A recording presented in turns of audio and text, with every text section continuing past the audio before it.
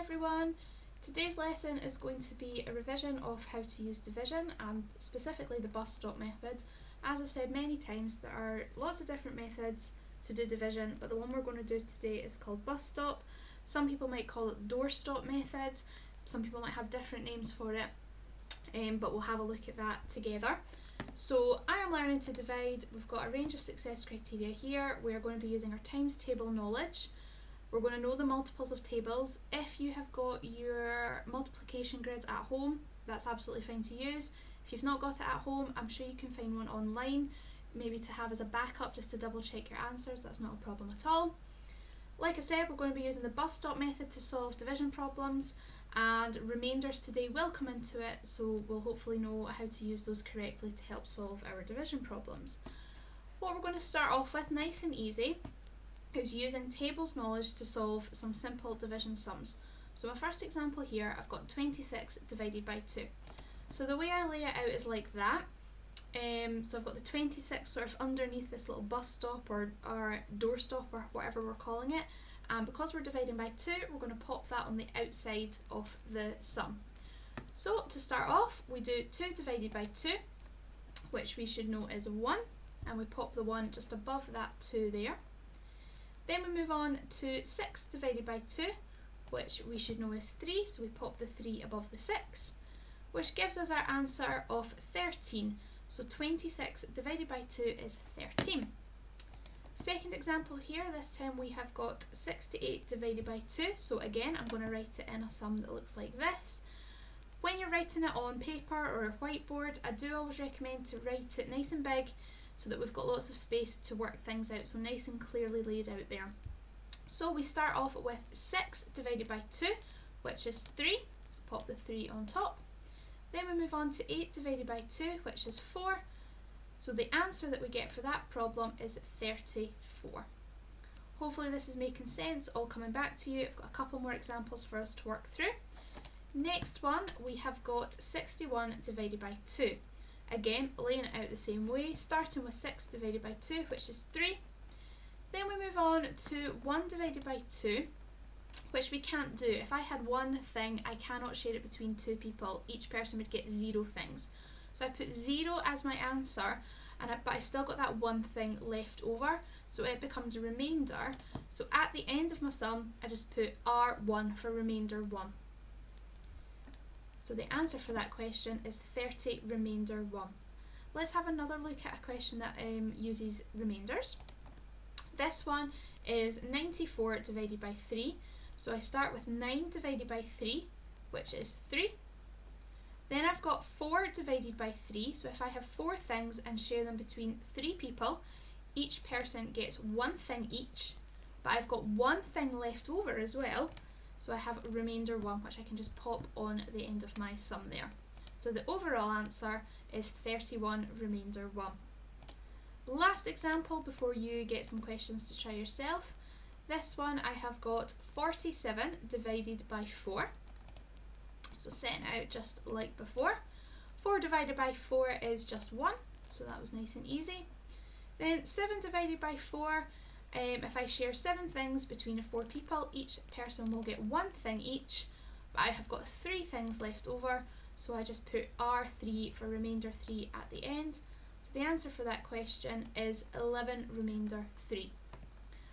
On the screen right now, I have got 6 questions for you to work through. They all have remainders, so please take your time, use your multiplication grid if you have one, or if you need to, find one online, or maybe even write out your times tables if that helps. Pause the video here, work through these 6 questions, come back and get the answers.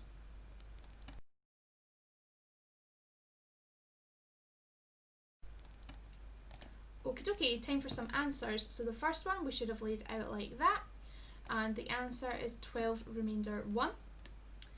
Question 2 should look like that, and the answer is 22 remainder 1. Question 3 should look like that, and the answer is 10 remainder 3. Question 4, the answer is 13 remainder 1. Question 5, the answer is 22 remainder 1.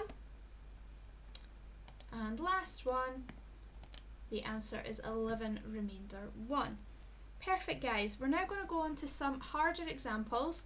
If you found that at the right level for you, then that's absolutely fine. If you want to continue and go on to the next examples, that's not a problem. I call these ones sort of the mild examples. The next ones we're going to do are the more medium examples, a wee bit trickier.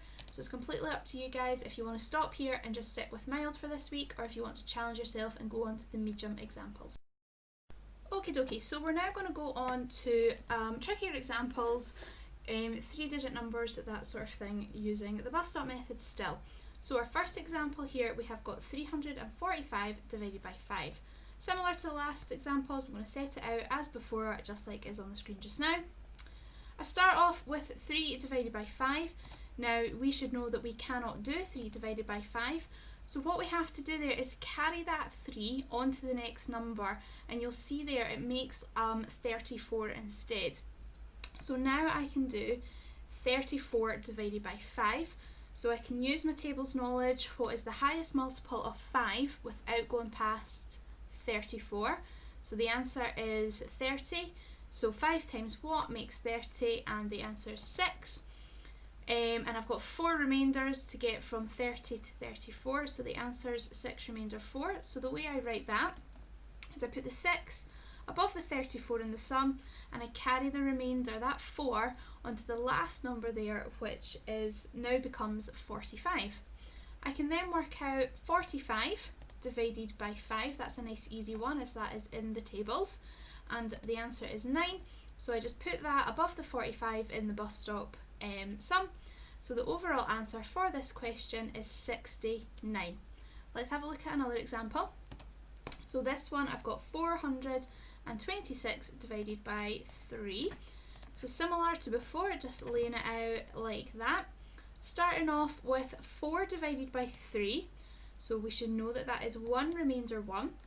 So I put 1 above the 4, and I carry the remainder onto the next number to make it 12 now.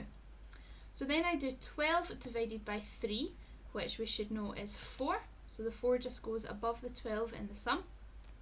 Then I just move on to the next number. I don't have any remainders for that part. So the last part is just 6 divided by 3, which we should also know is 2. So I can just pop the 2 in there at the end, and the overall answer is 142. Next question is 846 divided by 6. So there it is laid out as a bus stop sum. First part is 8 divided by 6. So what's the highest multiple of 6 without going past 8? The answer is 6. 6 times what makes 6? So the answer is 1. And I've got 2 remainders. So I put 1 above the 8, and I carry the 2 remainders over onto the next number, and it now becomes 24. So I've now got 24 divided by 6, which is 4. So the answer 4 just goes above the 24 in the sum. No remainders, so again I can just go into the last number, 6 divided by 6, and the answer is 1. So the overall answer for that question is 141. Let's do another example together. We have done this before in class. I know I am going quite quick, but please, please, please ask me any questions on Teams if you are struggling. I'll try my hardest to go over it with you. Let's have a look at this one. So 795 divided by 4. We're just going to lay that out like that. 7 divided by 4 is the first part. So the answer is 1 remainder 3. Carry the 3 on over to the 9. 39 divided by 4 now, which is 9 remainder 3.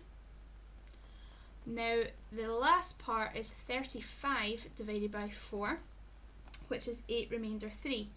You'll notice, different to the last examples that we've done, because it's the end of my sum now, I've not got any more numbers in underneath the bus stop. The remainder 3 just gets added on to the end of the answer. So I put the R and then the 3 at the top. Okay, what I've got for you now on the screen is 6 examples for you to try. It does get quite tricky because I've got started off with 3-digit numbers and then I have moved on to 4-digit numbers. Please take your time. As I said previously, if you need to use a multiplication grid or if you need to look up one online or write out your times tables, that's absolutely fine to do. Pause the video here and we'll get the answers in a wee minute.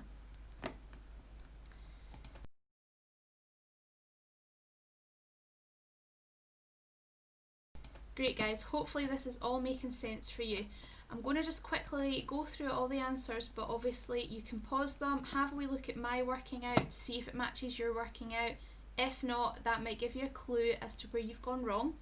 So the first answer is up on the screen just now. So the first one was 308 remainder 2.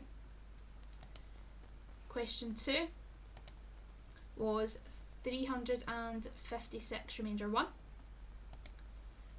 Question 3 was 159 remainder 2. I apologise, my pen was beginning to run out there, so it is 159 there at the top. It's not very clear. Question 4, the first of the 4-digit numbers. So the answer is 1219. Fifth one there, the answer is 402 remainder 3. And the last one at the bottom was 704 remainder 3. Hopefully that is making sense. Like I said earlier, if you are needing any more help with this, please fire me a wee message on Teams and I will go through it best I can with you online. Watch the video again if that's maybe what you need to do, because as I said, I did go quite fast. Feel free to pause it at any time just so you can double check things. Hopefully this makes sense. Let me know how you get on and I will speak to you all later. Bye guys.